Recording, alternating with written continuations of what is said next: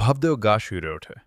আপনি কি জানেন, খাবার ছাড়া মানুষ কয়েক সপ্তাহ বাঁচতে পারলেও ঘুম ছাড়া মানুষের মৃত্যু অবধারিত। ১৯৬৪ সালে আমেরিকায় করা একটি ভয়ঙ্কর বৈজ্ঞানিক পরীক্ষা বা এক্সপেরিমেন্ট থেকে বেরিয়ে এসেছিল এক শিউরে ওঠার মতো সত্য। আজকের এই লেখাটি পড়ার পর আপনি হয়তো আর কোনো দিন রাতের ঘুম হেলায় হারাবেন না।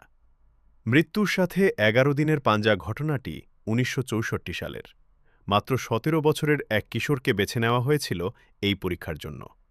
তাকে রাখা হয়েছিল এমন এক বদ্ধ ঘরে যেখানে দিনের আলো ঢোকার কোনো পথ ছিল না। উদ্দেশ্য একটাই, দেখা মানুষ ঘুম ছাড়া কতদিন টিকতে পারে। শুরুটা ছিল স্বাভাবিক, ১ থেকে ২ দিন। প্রথম দুদিন পর্যন্ত কিশোরটি বেশ স্বাভাবিক ছিল। কিন্তু আসল নাটক শুরু হল তৃতীয় দিন থেকে।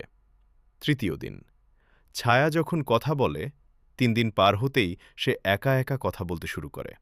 সে দাবি করতে থাকে যে সে চারপাশে ভূত দেখছে এবং দেওয়ালে ছায়াদের কথা বলতে শুনছে। মস্তিষ্ক তার নিয়ন্ত্রণ হারাতে শুরু করে।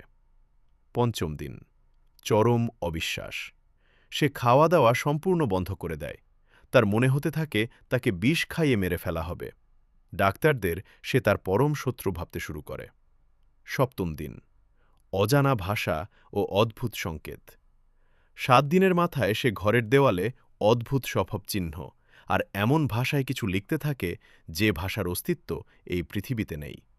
সে যেন অন্য কোনো জগতের সাথে যোগাযোগ করার চেষ্টা করছিল। নবম দিন, জেগে থেকেও মৃত। মস্তিষ্ক তখন নিজেকে বাঁচাতে এক অদ্ভুত পথ বেছে নেয়। একে বলা হয় মাইক্রোস্লিপ। কিশোরটির চোখ খোলা ছিল, কিন্তু তার ব্রেইন ২০ থেকে ৩০ সেকেন্ডের জন্য বারবার শাটডাউন হয়ে যাচ্ছিল। সে তাকিয়েছিল ঠিকই, কিন্তু আসলে সে তখন পৃথিবীতে নেই। দশম দিন, আর্তনাদ ও হাহাকার। পুরো ঘর কাঁপিয়ে তার কান্না আর চিৎকারে ডাক্তাররাও ঘাবড়ে যান।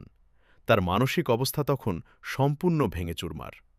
একাদশ দিন, সেই ভয়ঙ্কর শেষ মুহূর্ত। ১১তম দিনে